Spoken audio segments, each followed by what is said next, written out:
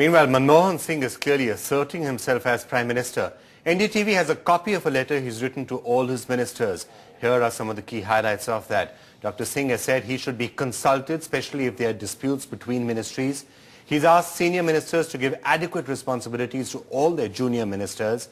Importantly, the Prime Minister has directed his new team to take close charge of public sector units and autonomous bodies to make sure that nothing is done to harm the credibility and the autonomy of these institutions. And that's just some of the suggestions he's made there. For more on that, let's just go across to Sunil Prabhu. Sunil, there's a lot that the Prime Minister is saying, and that also referring to the sort of relations that he'd like to see with the opposition. So are we really seeing a change in the way the government and the opposition are going to be dealing with each other also, especially after what Advani had said a little earlier?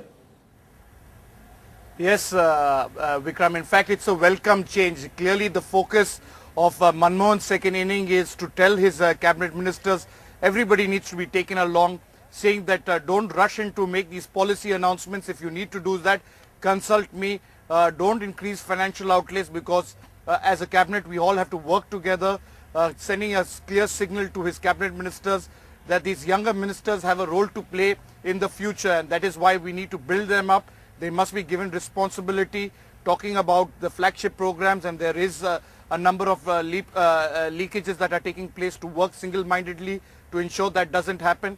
And as you rightly said, Vikram, about the autonomy and credibility of public sector undertakings and autonomous institutions, Dr. Manmohan Singh sending a clear message to his cabinet that he would like to see that be restored.